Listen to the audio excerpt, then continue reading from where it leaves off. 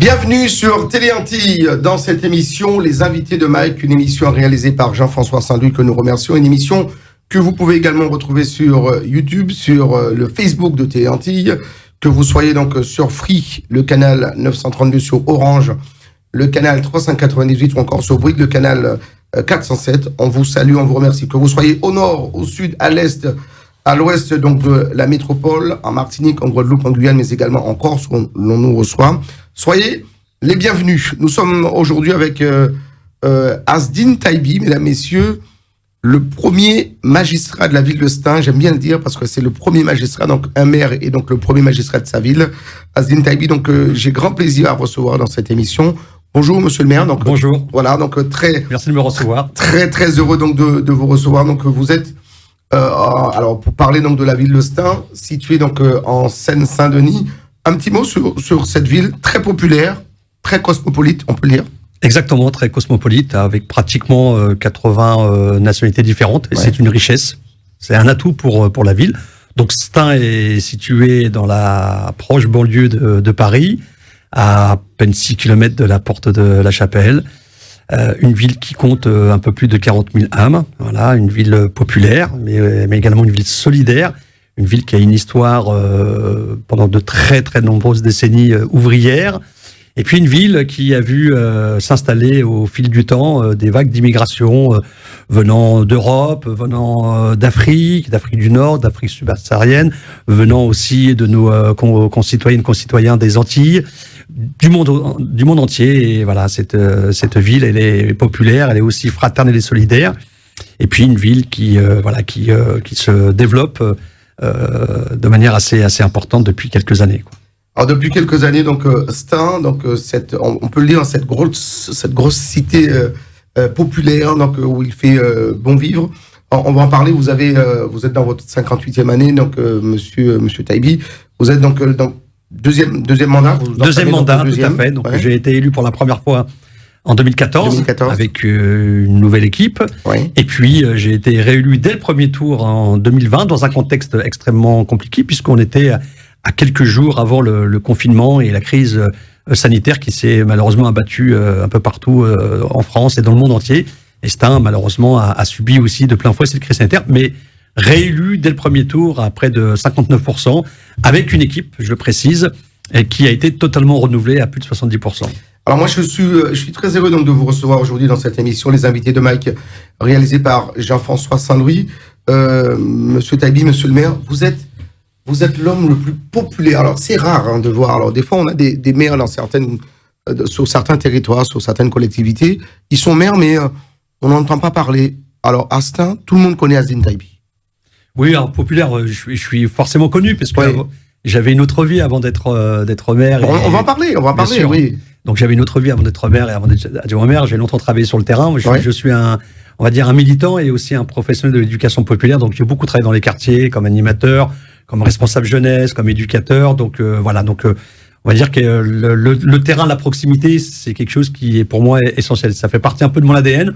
Donc c'est peut-être là où j'ai construit ma popularité. Et puis quand j'étais adjoint et puis maintenant maire, donc voilà, je me suis toujours attelé à être au plus proche du terrain, des habitants. Donc voilà, mais vous savez, on peut être populaire et connu dans la ville et puis en même temps parfois se faire engueuler parce que telle ou telle chose ne fonctionne pas, etc. quoi. Donc voilà, mais c'est vraiment lié à mon attachement, au fait que pour moi la question et la relation humaine, elle est pour moi essentielle. Elle est centrale dans mon engagement. Je dis bien dans mon engagement parce que être élu, être maire, c'est pas un métier. C'est un engagement de tous les jours, c'est une mission qu'on doit, en tous les cas, mettre à la disposition des habitants. Alors, monsieur le maire, on va parler bien évidemment de vos engagements qui sont donc par moments très forts. Alors, ça secoue, j'ai même envie de dire la France entière, puisque ce sont des causes juste réelles. Personne n'ose le faire, mais des fois, vous prenez votre bâton de pèlerin, vous allez au combat. On en parlera donc de ces engagements. On va revenir un petit peu sur vos débuts. Vous avez été donc éducateur, comme vous l'avez dit, pendant donc de nombreuses années sur le territoire. Donc effectivement, il y a un tissu, il y a une connexion qui s'est mise en place avec les jeunes de la ville qui aujourd'hui sont devenus des papas, des femmes, des mamans, des mères de famille, des pères de famille. Donc exactement. ça aussi, c'est un atout.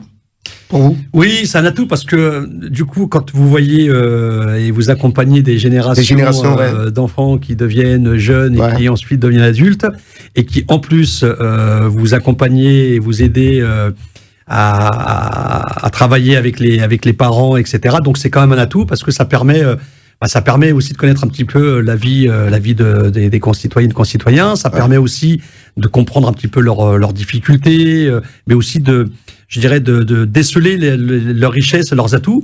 Et voilà, pour moi, c'est vraiment important. Cette dimension humaine, elle est pour moi essentielle. Et on peut pas s'engager quand on est élu sans, avoir à l'esprit la dimension humaine, l'écoute qu'il faut avoir auprès des habitants. Donc voilà, donc j'ai vu des générations évoluer, des gamins que j'ai eu en colo, en centre de loisirs, que j'ai eu dans les activités, des gamins que j'ai accompagnés dans leur démarche sociale, etc. Et puis même des gamins qui maintenant sont adultes, qui étaient face à des difficultés de toxicomanie ou autre. Donc voilà, donc je l'ai fait avec beaucoup d'engagement, avec beaucoup de simplicité, avec beaucoup d'humilité. Et c'est ce que je dis souvent jusqu'à maintenant à mon équipe municipale. Il faut le faire quand on y croit. Et puis voilà, il faut Donc je me suis vraiment construit aussi par rapport à ça, et j'ai beaucoup appris aussi. Je dirais des expériences et des échanges que j'ai pu avoir avec les habitants, donc avec les Stanoises et les Stanois. Alors on le voit quand on traverse Stan, donc les Stanois et les Stanoises vous appellent, alors ceux qui vous respectent parce que vous êtes le maire, mais on vous appelle Asdine. Mais ça ne me dérange pas. Voilà, franchement. Donc vous êtes venu il y a choque certains. Popularité qui s'est installée. Parfois, ça choque certains. Ils sont un peu surpris. C'est pas normal, il t'appelait pas monsieur. Il devrait t'appeler monsieur le maire, etc. Voilà. Je pars du principe que tant qu'il y a du respect, réciproquement, tant qu'il y a du respect et de la bienveillance, ça ne me gêne pas qu'on m'appelle Asdine ou Asdine Taibi ou monsieur le maire. Voilà, ça fait partie aussi des histoires que j'ai pu construire au fil du temps avec certaines et certains. Mais bon, en règle générale, les habitants sont très intelligents et voilà, ils m'appellent plus souvent monsieur le maire. Voilà, et puis après, quand on est dans une discussion plutôt privée, voilà, c'est plus Asdine, etc. Mais honnêtement, je veux pas me formaliser par rapport à ça. C'est normal. Je veux en tous les cas conserver une relation qui soit la plus saine possible, la plus authentique. Pour moi, c'est important. L'authenticité, elle est pour moi essentielle, et malheureusement, c'est ce qui se perd de plus en plus. C'est ce qu'il faut aujourd'hui, c'est ce que vous êtes en train donc de nous démontrer, de nous expliquer là aujourd'hui, monsieur le maire. C'est ce qu'il faut aujourd'hui, ce que vous espériez que tous les élus, tous les maires aient ce sentiment, ce comportement vis-à-vis donc des concitoyens donc qu'ils ont en gestion et en... Très franchement, je n'ai pas de leçon à donner. Vraiment, je le fais parce que c'est dans mes tripes, c'est comme ça. C'est dans votre ADN, vous avez grandi comme ça. Voilà, c'est comme ça, je le changerai pas. Même parfois, certains me disent mais t'es un peu trop gentil, etc. Je sais pas ce que ça veut dire être gentil, voilà. Voilà.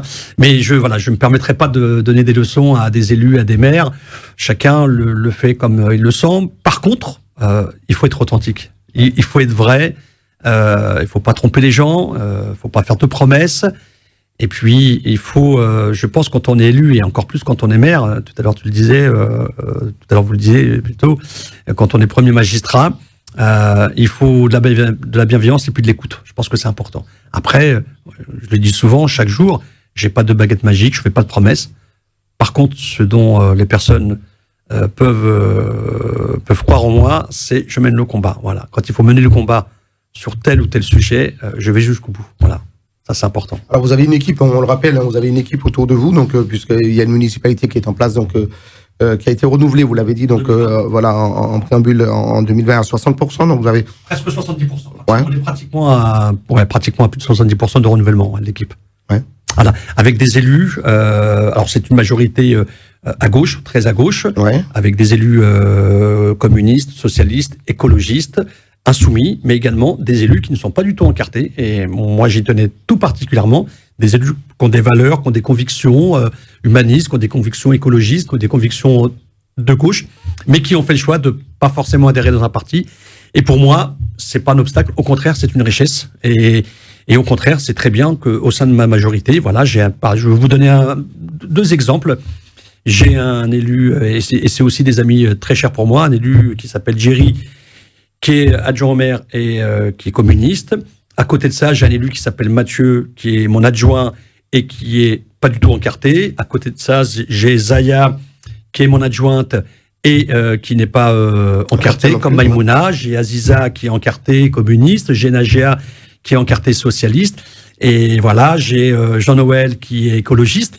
Et tout ce, on va dire, tout ce monde, tout cet écosystème, on va dire, local dans l'engagement, travaille ensemble. Je fais en sorte que tout le monde travaille ensemble, tout le monde se respecte, avec un fil conducteur, défendre nos valeurs, nos convictions, et défendre un projet pour les habitants. Justement, c'est facile donc de travailler avec tous ces bords politiques, qu'ils soient de Verts, socialistes, enfin, vous aurez même pu avoir des personnes de droite aussi dans votre équipe, je dis.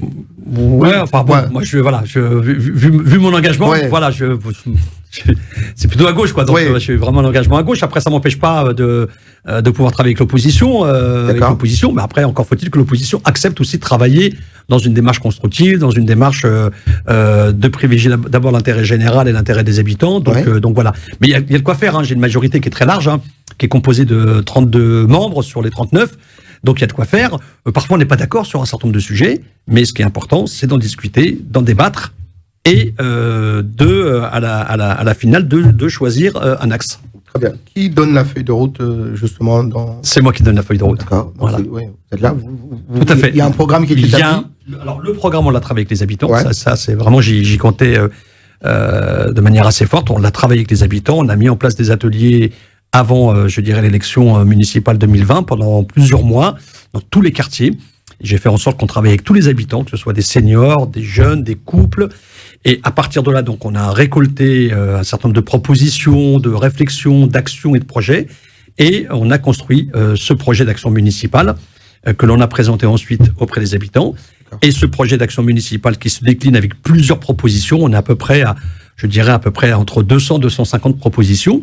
C'est notre, on va dire, c'est notre support, c'est notre document pour travailler, avancer et mettre en place un certain nombre d'actions dans tous les domaines. Ça peut aller de la petite enfance, en passant par la jeunesse, par l'emploi, par la question du logement, par la question de la place des seniors, par la santé, par les questions, je dirais, de tranquillité publique. Donc voilà, il y a vraiment un canevas très, très important avec derrière vraiment des valeurs et puis bien évidemment des combats, mais on aura peut-être l'occasion d'en discuter, quoi. Alors vous dites que donc il y a une feuille de route qui est établie, vous travaillez donc avec le consentement, l'accord donc de toute une ville, la population, donc il y a une démocratie participative, ça vous y tenez particulièrement? Oui, tout à fait. Et en plus, la démocratie participative, ou en tout cas impliquer les habitants, ça ne se décrète pas, ça se travaille au quotidien. Voilà. J'ai souhaité mettre en place, et là d'ailleurs je l'ai vraiment renforcé durant ce mandat-là, c'était le cas dans le mandat précédent, mais depuis 2020, j'ai mis en place avec l'équipe municipale des conseils de quartier, voilà, pour permettre... Ils se tiennent toujours? Bien sûr, ils se tiennent toujours. Il y en a un qui s'est réuni il n'y a pas très longtemps, il y a quelques jours. Il y a 3 conseils de quartier, donc c'est sectorisé par la ville. L'objectif de ces conseils de quartier, c'est d'impliquer les habitants, même plus que les impliquer, c'est de faire en sorte que eux peuvent être force de proposition, voilà, y compris ils peuvent nous faire des remarques, nous faire y compris des critiques. Je pense que c'est important dès lors que c'est constructif pour justement faire avancer un projet, faire avancer un certain nombre de choses ici sur la ville pour l'intérêt des habitants avant tout. Asdine Taibi, mesdames, messieurs, est notre invité aujourd'hui dans cette émission. Les invités de Mike, c'est le premier magistrat, donc le maire de la ville d'Ostens. Vous êtes également conseiller départemental. Conseiller départemental, tout à fait. Donc depuis quelques années aussi. Depuis 2001. Ouais. Voilà, depuis 2001, j'ai été élu pour la première fois conseiller départemental. J'ai même été vice-président du conseil départemental en charge des sports, de la jeunesse et des loisirs de 2008 à 2015. Et là, maintenant, je suis conseiller départemental et j'ai en charge la fracture numérique. Voilà. Et c'est très intéressant parce que ça permet de travailler... en délégation. Tout à fait, ouais. Très bien. Vous êtes également vice-président. Donc là, c'est par défication, c'est le... De pleine commune, voilà, de territoire, c'est ça. Donc quand on est, voilà, quand on est maire, forcément, on devient, voilà, on peut ne pas le faire. On devient vice-président et on a une délégation, voilà. Et j'ai la délégation de l'économie sociale et solidaire à pleine commune qui vient, en plus, cette délégation vient aussi, je dirais, s'imbriquer avec le travail qu'on mène ici à Stains en matière d'économie sociale et solidaire. Et ça, c'est vraiment important, quoi. Le travail du politique, Monsieur Taibi, donc c'est c'est prévoir, donc l'avenir. Le politique est là donc pour donner des programmes dans les 5, 10, 15, 20, 30 prochaines années. Comment vous voyez donc Stains dans les 10, 20 ans à venir?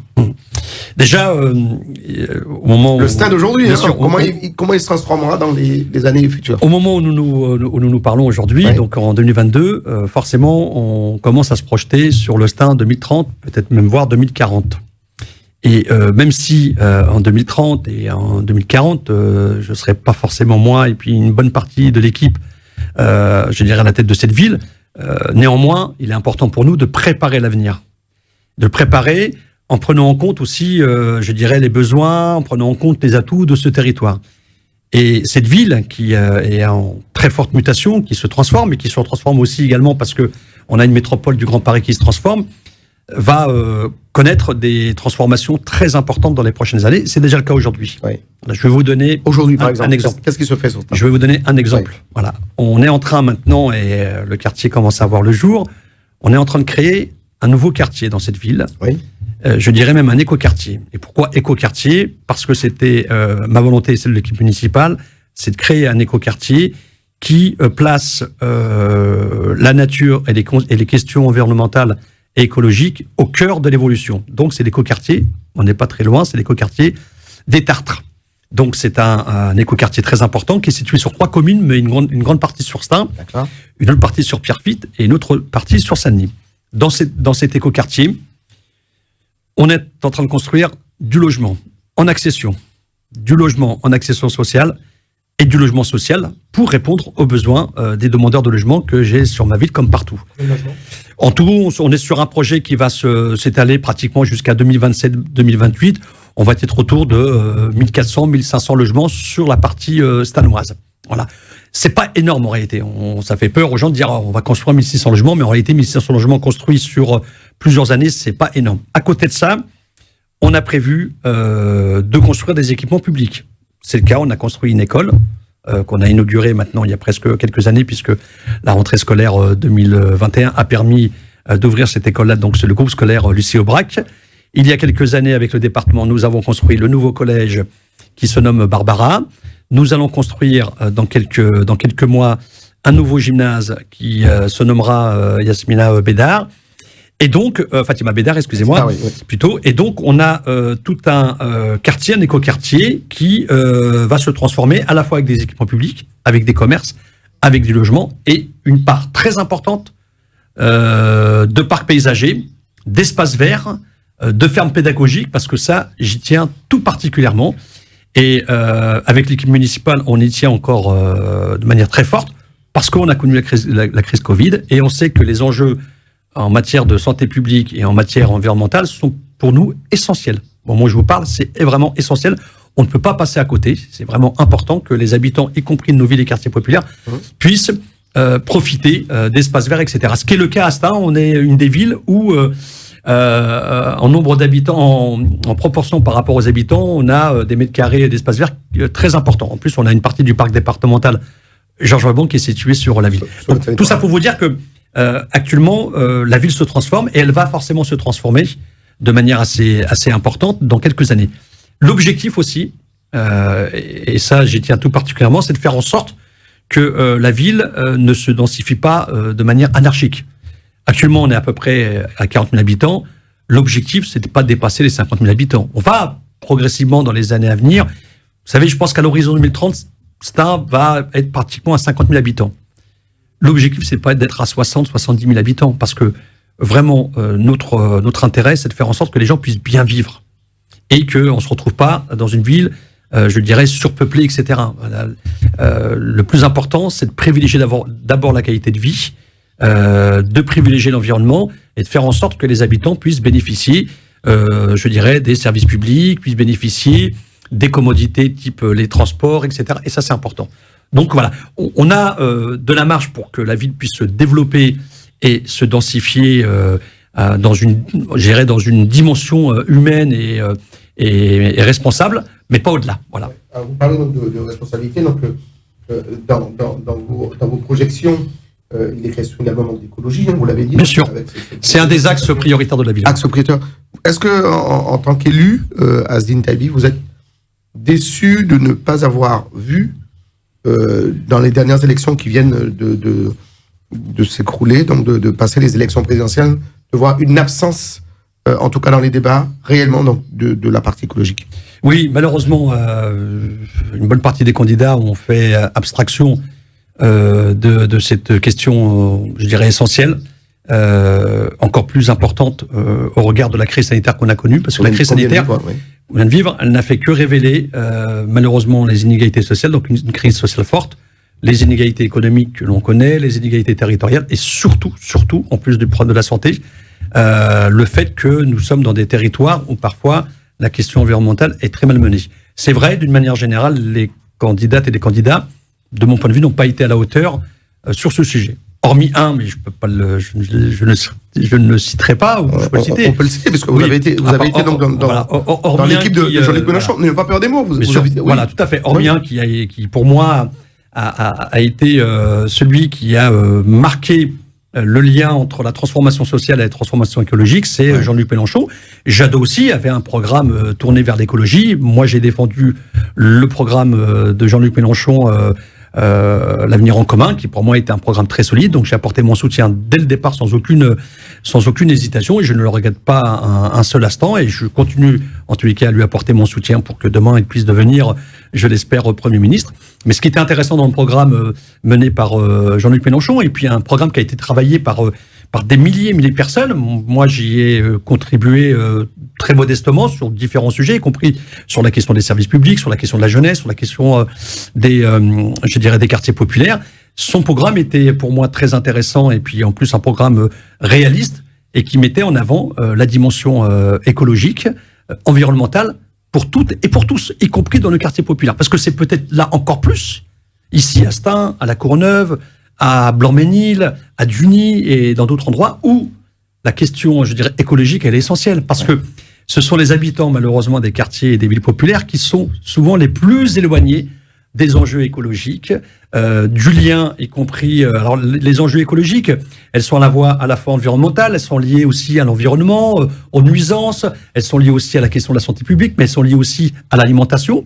Et c'est comme ça qu'ici, à Stains, mon programme d'action municipale, il y a un axe très important sur l'écologie, y compris sur la nécessité de mettre en place, je dirais par exemple, une boucle alimentaire locale pour favoriser, je dirais, la culture et le bien manger localement, avec, je dirais, avec des circuits courts, avec un travail qui peut être mené avec différents partenaires, des associations, pour justement permettre de tendre vers une alimentation équilibrée, de qualité et accessible surtout. Accessible. Ouais. On mange bio dans les cantines stanoises ? Oui, on mange bio.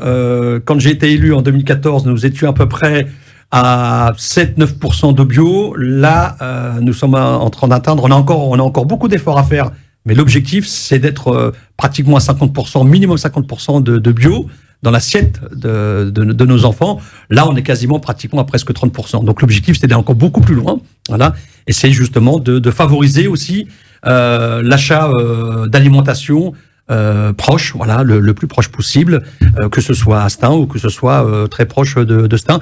Et c'est important parce que le fait de manger bio pour nos enfants, c'est pas réservé que aux enfants du 16e ou de je ne sais quelle ville. C'est surtout nos enfants qui doivent en bénéficier. Ce qui est important, c'est que ça permet aussi de lutter contre toutes les formes de maladies, l'obésité, etc. Et de se nourrir avec des aliments de qualité, bien confectionnés. Et j'ai fait le choix à Stains, et c'est vraiment un travail qui a été mené par mes prédécesseurs, de conserver, je dirais, une gestion de la restauration municipale en gestion locale et directe. Alors, Monsieur Taibi, Azim Taibi, donc moi, en préparant l'émission, donc on a vu donc lors de votre premier mandat, donc en 2014, avec votre nouvelle majorité, il y avait des axes. Donc il y avait l'enfance, la jeunesse, la propreté de la ville, mais également les transports. Donc pour vous, ce sont les objectifs ont été atteints à ce niveau? Une partie des objectifs ont été atteints, d'autres ne le sont pas encore, parce que ça veut dire que derrière, ce sont aussi des batailles à mener. Ouais. Par exemple, sur la politique éducative en direction des enfants et des jeunes, on mène une politique éducative très volontariste et très ambitieuse. On la mène depuis déjà de nombreuses années, et bien avant que je sois maire d'ailleurs, et je l'ai amplifiée depuis 2014. Donc là-dessus, on a des résultats extrêmement intéressants, Un exemple, on a pu mettre en place ici à Stains un conseil local étudiant pour accompagner les étudiants dans leur université, enfin dans leurs études, et éviter que les étudiants décrochent parfois. Donc avec une aide financière en contrepartie, ils apportent une aide et un accompagnement dans les associations. Donc il y a beaucoup de projets. Par exemple, des choses qui peuvent être très simples, c'est d'aider les familles à réduire leur pouvoir d'achat en leur offrant des fournitures scolaires en début d'année scolaire, un kit de fourniture. Ça aussi, c'est important parce que derrière, c'est un coût financier, mais c'est aussi un coût moindre pour les familles dans leur portefeuille. Donc là, on est sur la politique éducative et jeunesse d'une manière générale, mais c'est également aussi toute la politique en direction de la petite enfance avec des créations de places en crèche. On en a déjà créé une bonne trentaine, y compris avec des partenariats avec des associations. L'objectif, c'est d'aller vers 100 créations de places en crèche d'ici la fin du mandat. Ça, c'est sur la partie, on va dire, réussite éducative, enfance, jeunesse. Un sujet très important, vous l'avez évoqué, c'est la question des transports. Alors, on a la chance maintenant à Stains d'avoir 2 nouvelles gares du T11, la tangentielle 11 qui se sont installées. Oui. Une gare située sur le quartier Bois-Mousset et puis une gare à la Cerisay. Ça nous a permis vraiment de désenclaver et d'apporter une offre de transport public extrêmement importante pour les habitants. Maintenant, l'objectif, c'est d'aller beaucoup plus loin. C'est de faire en sorte que cette ville, qui est, je rappelle, Stains est dans le territoire de pleine commune, avec 8 autres villes, et dans ce territoire, sur notre commune, il n'y a pas de transport lourd type tramway. Donc moi, je bataille avec l'équipe municipale maintenant depuis quelques années. C'est un long combat, hein. C'est pas, on claque pas des doigts pour avoir les moyens, etc. Parce que derrière, c'est des gros financements, c'est des investissements. Donc on a travaillé avec le département et avec pleine commune sur un projet de développement de transport en commun, c'est-à-dire faire venir une ligne de tramway ici à Stains et faire venir aussi des bus sur des sites propres, hein, vraiment des sites dédiés à des bus à haut niveau de service, y compris des bus écologiques. Donc ça, c'est un combat. Donc j'ai sollicité, interpellé l'ensemble des institutions, la région, la métropole, Île-de-France Mobilité, le département, etc. Et donc la RATP, bien évidemment. Donc c'est un sujet sur lequel on s'y attelle maintenant depuis quelques années. Et des sujets comme ça, pour moi, c'est aussi des combats, parce que ces combats-là, faut les mener avec les habitants, quoi. C'est pas les élus tout seuls, le maire avec toute la bonne volonté que je peux avoir, qui va réussir à transformer l'essai pour avoir des transports. Un dossier qui est en bonne voie ? C'est un dossier qui est en bonne voie. Donc, on va attendre les élections législatives pour voir ensuite comment, quelles seront les répercussions qu'on pourra avoir sur ces dossiers. Il est en bonne voie. Tout le monde, l'ensemble des partenaires que j'ai pu rencontrer à tout point de vue, reconnaissent que le projet solide, sérieux, cohérent. Maintenant, la question, c'est l'argent. Alors, voilà, le nerf de la guerre.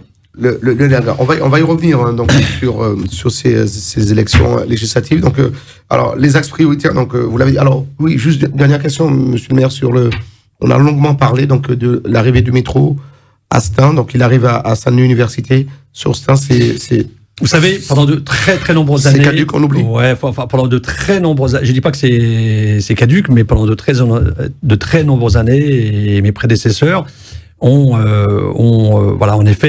cru qu'un jour, la ligne 13 allait se prolonger sur le globe. Jusqu'au globe et même jusqu'à la Cerisay. D'accord. Mais parce que, à l'époque, les pouvoirs publics, et en particulier la RATP, et puis la région, et puis à l'époque, c'était le STIF, avaient envisagé... le prolongement de la ligne 13. Ouais. Et malheureusement, c'est tombé à l'eau. Donc, c'est quasiment, enfin, au moment où je vous parle, ce projet-là n'est plus, je dirais, dans le schéma directeur des projets de transport Île-de-France. Hein. Il n'existe plus depuis, en plus, la création de la ligne 14, qui a, en quelque sorte, entériné le projet de la ligne 13. Mais, je ne désespère pas à faire venir jusqu'à Stains, mais ça, on est sur un horizon de plusieurs années, de quelques décennies.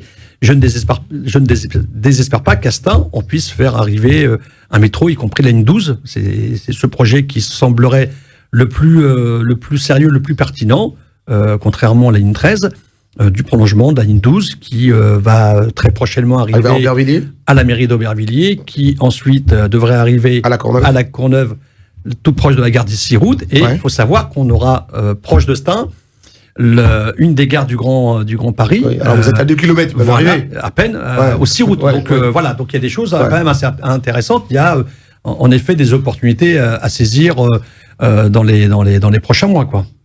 Très bien. En tout cas, merci à vous d'être là aujourd'hui pour répondre à nos questions. Monsieur le maire Asdine Taibi, mesdames, messieurs, dans cette émission, Les Invités de Mike, une émission réalisée par Jean-François Saint-Louis, que nous saluons au passage. Alors, monsieur Taibi, on en parlait il y a quelques instants, donc des élections législatives qui approchent, qui auront lieu donc les 12 et 19 juin prochains.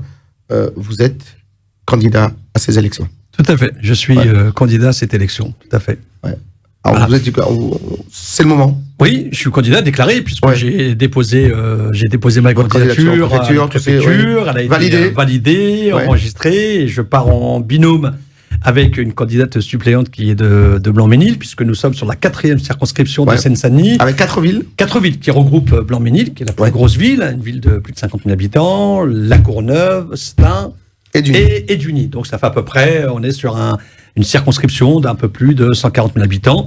Et voilà, donc j'ai en effet fait le choix de me porter candidat pour cette élection législative, parce que en réalité, je veux à la fois porter l'expérience que j'ai acquise depuis maintenant de nombreuses années, à la fois en tant que maire, mais également en tant qu'adjoint au maire auparavant, puis aussi en tant que conseiller départemental, mettre, je dirais, au bénéfice et au service les combats, les actions que j'ai pu mener sur cette ville et que j'ai même pu mener sur le département en tant que conseiller départemental, mon attachement justement à faire développer les services publics, mon attachement à l'école de la République, mon attachement aussi aux questions de l'emploi et d'insertion en direction des jeunes, mon attachement de manière très forte à la question du logement et en particulier à la question du logement social pour répondre aux demandeurs de logement dans nos villes populaires, et c'est le cas ici à Stains.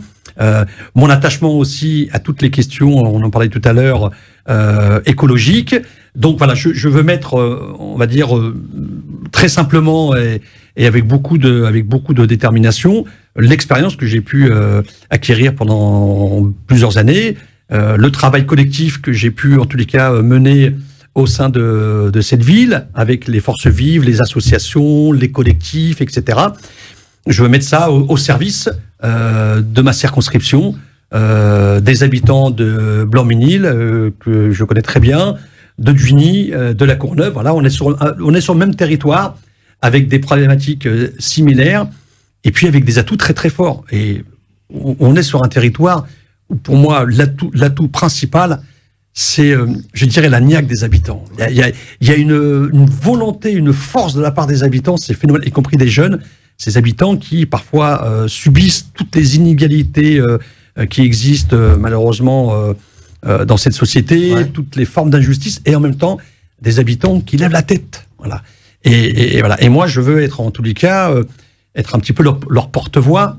Je le suis à l'échelle locale, à l'échelle départementale, et je veux que la voix, justement, de celles et ceux que l'on méprise, que l'on a abandonné, que l'on ignore tout au long de l'année, et que du coup certains semblent s'intéresser que pour la période des élections.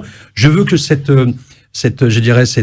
voix soient entendues jusqu'à l'Assemblée nationale. Et pour moi c'est essentiel. Pour moi, c'est aussi une façon aussi d'évoquer l'histoire de nos territoires, l'histoire populaire de ces villes, et puis se projeter dans l'avenir. Et que ces habitants-là soient enfin entendus dans leurs revendications tout à fait légitimes en matière d'égalité et en matière de dignité. Et ce n'est pas pour rien que moi, à Stains, fort d'un rapport parlementaire qui a été mené par 2 parlementaires qui ne sont pas du tout de ma sensibilité, qui sont plutôt 2 parlementaires, un qui est issu de LR, un autre d'En Marche, qui ont démontré, je dirais, l'échec des politiques menées par l'État en Seine-Saint-Denis, c'est-à-dire qui ont démontré par A plus B la rupture d'égalité républicaine qui existe en Seine-Saint-Denis et aussi sur Stains, chose que moi je dénonce depuis des années. Je suis pas le seul à le dénoncer, d'autres maires ont dénoncé. Et donc moi j'ai en effet, je dirais, attaqué l'État pour rupture d'égalité. Je l'ai pas fait pour me faire plaisir, pour me mousser, etc. J'ai pas besoin de ça. Vous avez été l'un des premiers d'ailleurs. Hein. J'étais l'un des premiers. J'ai été suivi par d'autres maires qui ont aussi eu le courage de le faire. Je pense en particulier à mon ami maire de l'île Saint-Denis, Mohamed Knabali. Je pense aussi malheureusement à la maire de Bondy, Sylvine Thomasin, mon ami, qui n'a malheureusement pas gagné les élections municipales à Bondy, à la maire, l'ancienne maire d'Aubervilliers, l'ancienne maire de Saint-Denis, avec qui j'ai réussi à raccrocher sur ce recours contre l'État pour rupture d'égalité, pour dénoncer à la fois le manque de moyens en matière d'éducation, le manque de moyens en matière de justice, parce que c'est réel, et également le manque de moyens en matière, de sécurité, de policiers, d'une police républicaine, etc. Pour moi, ce sont des combats importants parce que c'est la question de l'égalité. Et quand je fais ça, je ne dis pas qu'il faut retirer des moyens qui existent à Neuilly-sur-Seine, à Issy-Moulineaux, à Levallois, ou également de retirer des moyens qui malheureusement n'existent pas dans le monde rural. Je dis à un moment donné, respectez-nous. Ce qui est, donné comme moyen à Levallois ou autre est beaucoup plus important qu'ici en Seine-Saint-Denis. Voilà. Je vous prends un exemple.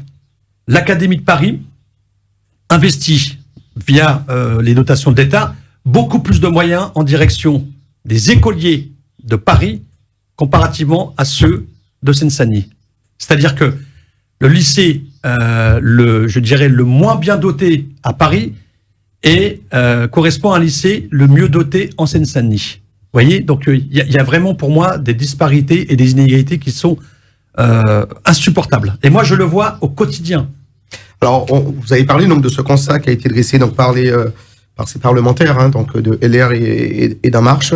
C'est ce qui aujourd'hui vous motive personnellement donc de partir donc vers ces élections législatives, parce que la Seine-Saint-Denis, ces quartiers populaires dont vous êtes vous-même issu et originaire, donc vous devenez par ces élections le candidat des inégalités. Oui, le candidat. Alors, je veux justement faire en sorte que dans ce territoire, la Seine-Saint-Denis, et plus précisément dans cette circonscription, je veux qu'on transforme, les inégalités en égalité. Voilà. On ne demande pas plus que les autres, mais par contre, on demande à ce qu'on nous respecte dans l'égalité en matière de services publics, dans tous les sujets que j'ai pu vous dire. Donc, l'objectif, c'est de mener le combat à l'échelle nationale, parce que pourquoi à l'échelle nationale et au sein de l'Assemblée nationale? Parce que les lois sont votées par les parlementaires. Et on aura besoin, de mon point de vue, dès le 12 juin prochain, de faire élire un maximum de députés de gauche, dans le cadre, du travail qui a été mené par Jean-Luc Mélenchon, que j'ai toujours soutenu dès le départ. Vous avez été clair là-dessus? J'étais très clair. Alors, ça m'a coûté quand même quelques histoires. J'en paye le prix fort aujourd'hui, le fait d'avoir soutenu Mélenchon dès le départ. Parce que vous êtes un maire PCF, on le rappelle. Tout à fait, un maire communiste, et Jean-Luc Mélenchon le reconnaît, a reconnu mon courage de l'avoir soutenu dès le départ, alors que dans ma famille politique, une majorité avait fait le choix de ne pas le soutenir. Voilà. Et donc j'ai eu raison, parce qu'en fin de compte, actuellement, il y a eu un accord qui a été signé entre les différentes formations politiques de gauche. En fin de compte, voilà, moi, en tant que vice-président de l'Union populaire, j'ai quelque part, évidemment, avec d'autres, j'ai anticipé, bien avant ceux qui ont signé il y a quelques semaines, j'ai anticipé cette volonté de trouver toutes les formes pour avoir une union à gauche, avec des communistes, avec des socialistes, avec des écologistes, avec des insoumis, avec des divers gauches, etc. Donc j'avais quelque part anticipé, et l'histoire me donne raison, en fait, que j'étais dans le vrai, et je continuerai à le faire pour le 12 et également pour le 19 juin. Alors là, vous parlez donc de l'Union populaire. Pour vous, il fallait donc une union, donc des forces vives, donc de toutes les gauches françaises derrière cette bannière, donc promulguée, promotionné même par Jean-Luc Mélenchon. Bien sûr, il fallait, et tant mieux que cette union elle existe, et j'y ai contribué modestement avec d'autres, puisque je suis vice-président de l'Union populaire. Je ne suis pas dans la nouvelle Union populaire, écologiste et sociale, mais j'y ai grandement contribué, et pour moi c'est important. Il y a une condition importante, c'est de faire en sorte que celles et ceux qui vont représenter les habitants pour les prochaines élections législatives soit des élus de terrain, des élus de proximité, des élus qui sont, attachés à se battre pour la justice sociale, à se battre pour l'égalité, pour la dignité. Ça, je pense que c'est important. Et on a dans nos territoires, dans nos circonscriptions, et c'est pour ça que je suis candidat. Je suis pas tout seul. Derrière, autour de moi, j'ai des centaines de personnes qui m'accompagnent dans les batailles. Pas plus tard que ce matin, j'étais au marché de Blanc-Ménil avec des amis et des camarades de Blanc-Ménil qui me soutiennent. Hier, j'étais à Duny. Cet après-midi, quand je vais vous quitter tout à l'heure, je serai avec des amis de Stains. Demain ou après-demain, on sera à La Courneuve. Donc voilà, si vous voulez, il y a une dynamique qui est en train de se mettre en place. Et cette dynamique, elle n'est pas venue par hasard, elle est venue parce que on mène des combats, je mène des combats, et les combats résonnent. Je vais vous donner un exemple très concret. Vous savez, pendant 2 ans, à Stains, une poste a été fermée, malheureusement, suite à 2 agressions.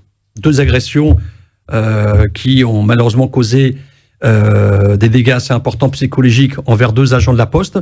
Et dès le départ, j'ai condamné ces agressions. J'ai même organisé un rassemblement de soutien il y a à peu près 2 ans pour témoigner de notre soutien sans équivoque à ces personnes-là.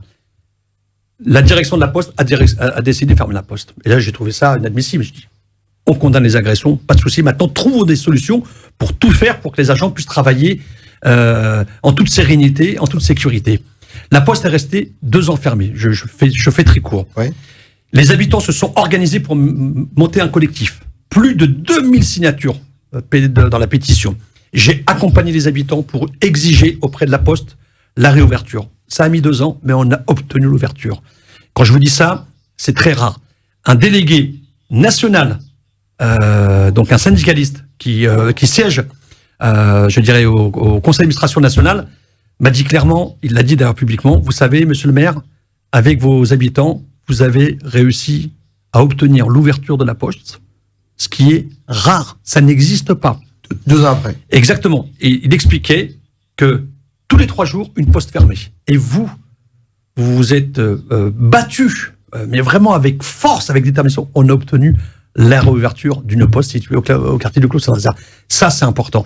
Ça, c'est pas une victoire personnelle, c'est une victoire collective. C'est un combat. Et moi, je pars du principe que quand on mène le combat jusqu'au bout, et parfois on peut perdre des combats, mais il faut aller jusqu'au bout, il faut aller avec force. Et là, on a obtenu. Et moi, je veux mettre toute cette force et toute cette énergie collective au service des habitants et au service d'un véritable projet pour transformer cette société. Demain, vous arrivez donc au Palais Bourbon, l'Assemblée nationale. Quelles seront vos premières batailles? Qu'est-ce que vous allez en tant que député, quelles sont les valeurs que vous allez prôner, donc vous souhaitez donc défendre en priorité? 3 batailles, oui, au moins, et parmi tant d'autres. Première bataille, en direction de notre jeunesse, en particulier en direction des étudiants, mettre fin à Parcoursup. C'est une inégalité monumentale. Je n'ai jamais vu autant de dégâts causés depuis la mise en place de Parcoursup. Ça, il faut mettre fin à à ce risque de faire en sorte que, l'éducation et l'université soient territorialisées. Ça l'est malheureusement déjà un petit peu avant. L'accès à l'université doit être un accès pour tous, un accès universel. Ce n'est pas le cas. Donc ça sera un combat que je vais mener de manière assez forte. Deuxième combat que je vais mener, c'est la question des services publics dans nos villes et quartiers populaires. Et que vous l'avez toujours fait? Je le fais toujours, et au plus haut niveau, je porterai, avec tous les députés qui seront en phase et d'accord, je porterai en tous les cas une proposition de loi pour faire en sorte qu'aucun service public doit fermer dans le quartier populaire. Parce que c'est le cas aujourd'hui, y compris sur la circonscription, des postes, des centres des impôts, des sécu qui ferment, etc. Et ça, si on veut mener la bataille de l'égalité, ça passera par les services publics. Et troisième bataille, pour moi, qui me semble aussi très importante, c'est de faire en sorte que dans nos villes, nos jeunes puissent aussi accéder à des emplois, accéder à des formations de qualité. Parce qu'on est dans des territoires où nos populations sont composées de pratiquement plus de 35% de jeunes de moins de 25 ans, ce qui est le cas à Stains. Donc là aussi, il y a un enjeu important, c'est de faire en sorte qu'on doit accompagner nos jeunes vers un emploi durable, un véritable emploi, vers des formations de qualité qui débouchent directement sur des emplois. Et ça, pour moi, c'est important. Et puis après, il y a d'autres sujets qui me tiennent particulièrement à cœur. La question du handicap. Oui. Voilà. On a besoin, en tous les cas, d'avoir, je dirais, une politique volontariste en matière des enfants qui souffrent d'autisme. Et ça, malheureusement, moi je vois, c'est un drame pour les familles.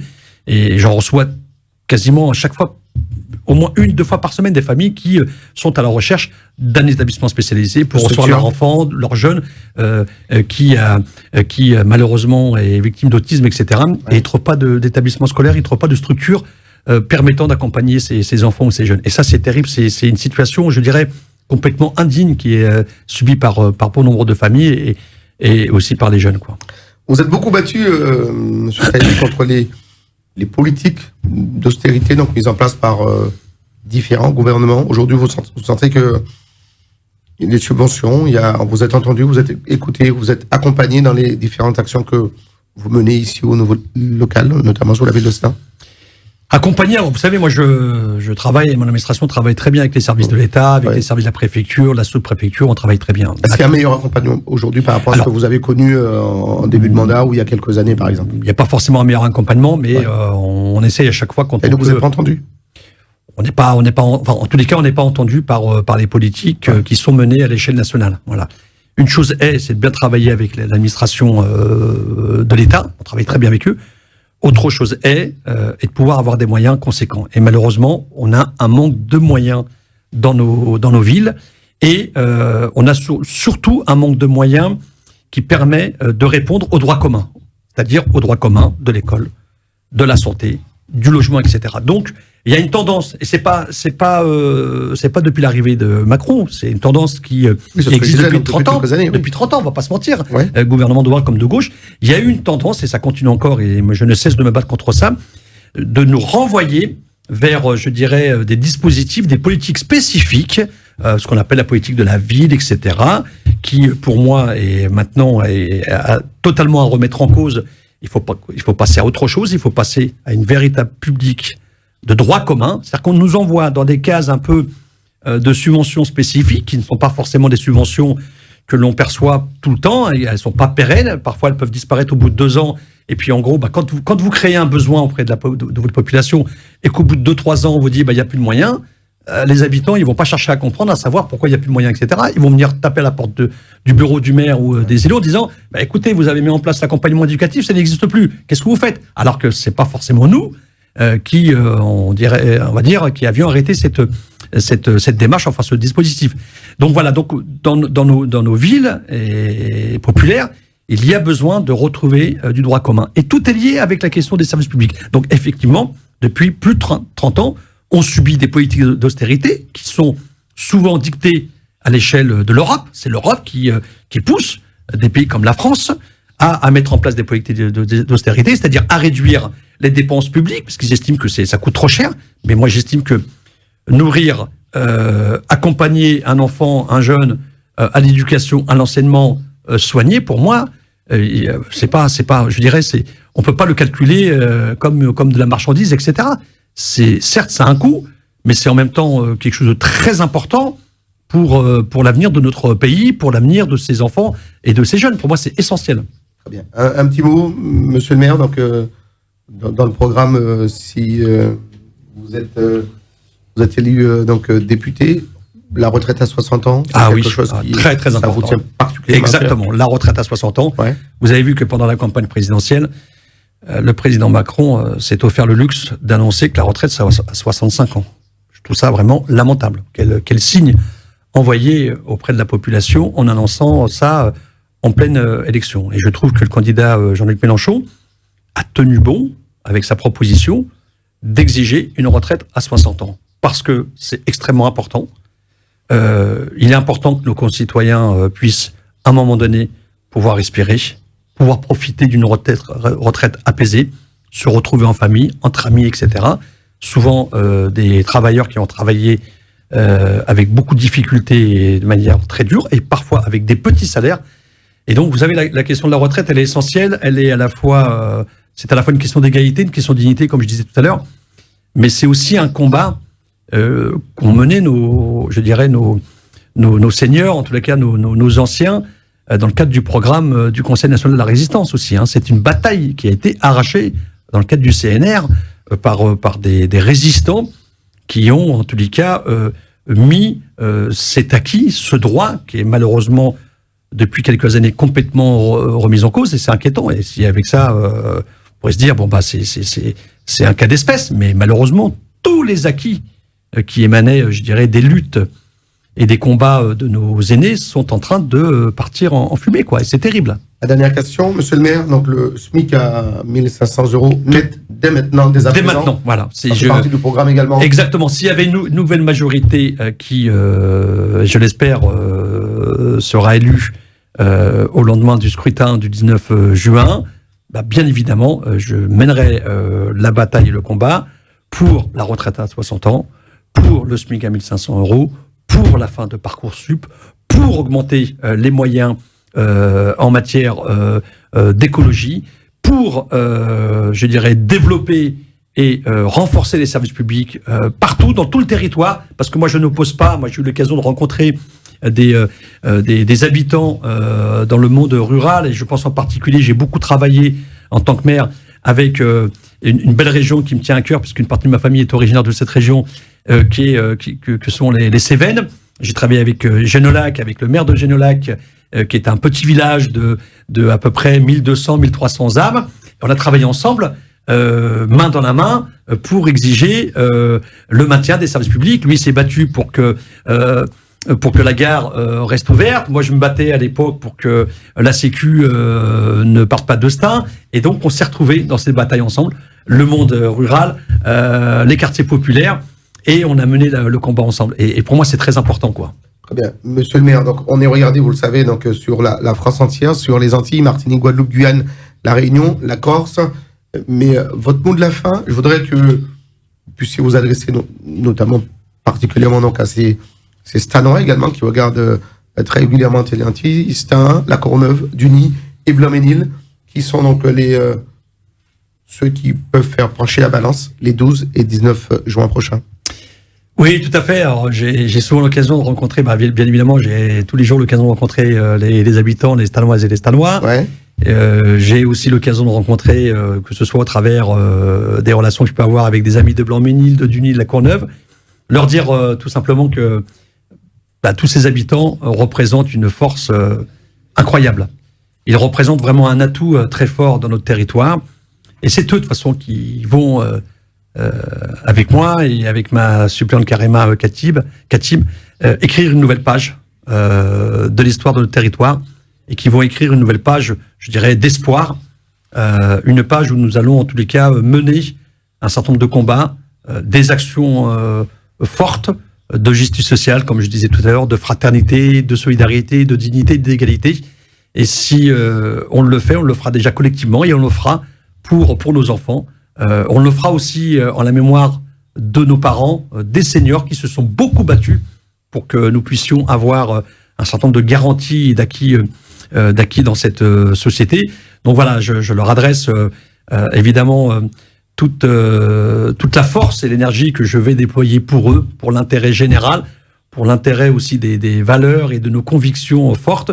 Et je sais que je peux compter sur eux comme ils peuvent compter sur moi. Mais je voudrais également, si vous me permettez, oui, allez-y, monsieur le maire, adresser un message à mes amis et compatriotes des Antilles. Oui. Parce que j'ai une affection. Ils sont là, qui vous regardent. Ils sont là-bas, oui, parce que tout à l'heure, vous m'avez évoqué ceux de ma circonscription, ouais. Mais je veux vraiment évoquer, je sais qu'ils sont nombreux en plus, à vivre ici à Stein, et j'en connais beaucoup qui ce soit sont partis... à Duny, exactement, j'en connais beaucoup qui sont partis aux Antilles, que ce soit en Guadeloupe et en Martinique, mais leur dire en tous les cas, pour celles et ceux qui ont vécu ici dans ce territoire, leur dire la fierté de ce qu'ils ont pu apporter dans le territoire. J'en connais qui sont partis aux Antilles pour vivre paisiblement leur retraite, ouais. Que ce soit en Guadeloupe ou en Martinique, mais leur dire que leur apport, ce qu'ils ont pu mener ici à Stein, Blanc-Ménil, à Duny, à La Courneuve, a été essentiel. Et que, quelque part, je suis dans l'obligation, et c'est ma responsabilité, de poursuivre, en tous les cas, le travail, le combat que eux ont pu mener ici, dans nos territoires. Certains travaillaient dans les services publics, dans le monde hospitalier, certains travaillaient même agents à la ville, certains travaillaient comme animateurs, d'autres étaient élus. Et donc voilà, c'est aussi cette force-là, et j'ai une pensée solidaire pour les Antilles, et qui les Antilles vivent aussi des situations très difficiles, vivent des inégalités, mais mais je dirais peut-être aussi grave que ce que nous vivions ici en Seine-Saint-Denis. Ce qui se passe aux Antilles, on l'a vu sur la crise sanitaire, est terrible. Et visiblement, ça n'a pas beaucoup, ça n'a pas beaucoup effrayé certaines personnes ici, en voyant une situation difficile, sociale, économique. Donc je veux vraiment aussi, moi, leur donner toute cette force. Et je sais que ce sont aussi des compatriotes qui sont très, très, très combatifs et qui sachent que nous, on est solidaires avec eux. Merci Asdine Taibi, le maire de Stein, donc qui est venu dans cette émission, les invités de Mike. Donc Asdine Taibi, on le rappelle, candidat aux élections législatives donc, qui auront lieu les 12 et 19 juin prochains. Vous nous promettez une chose, monsieur le maire, on vous le demande solennellement, de revenir nous voir ici à Téléantille. Sans aucun problème, avec plaisir. Ouais. Au contraire. Très bien. Et je pense qu'on aura beaucoup de sujets encore à aborder. Très bien. On pourra se faire une petite émission de temps en temps, faire intervenir donc quelques, écoutez, et merci quelques téléspectateurs. Merci à vous. Pour en débattre aussi, comme ça, directement, puisque on a une ligne ici téléphonique, on pourra donc librement discuter, échanger avec vous. Merci à vous. Merci à vous. Merci pour tous ces combats. Merci d'être venu nous voir. Merci pour votre invitation. Dans cette émission, les invités de Mike, réalisés par Jean-François Saint-Louis. Mesdames, Messieurs, que vous soyez donc au nord, au sud, à l'est, à l'ouest donc de la métropole, que vous soyez donc en Martinique, en Guadeloupe, en Guyane, à La Réunion, voire même sur la Corse qui nous regarde, puisque nous sommes sur les réseaux donc de Free, le canal 932, sur Orange, le canal 398 et sur Bouygues, le canal 407, une émission que vous pouvez également retrouver sur le Facebook de Téléantille, sur YouTube et sur Dailymotion. Merci de nous avoir suivis. Merci à vous, monsieur le maire Asdine Taibi, d'avoir pris ces quelques instants de votre temps si précieux pour venir échanger avec nous sur ce plateau. Merci à vous. Merci à vous. Merci, à très vite.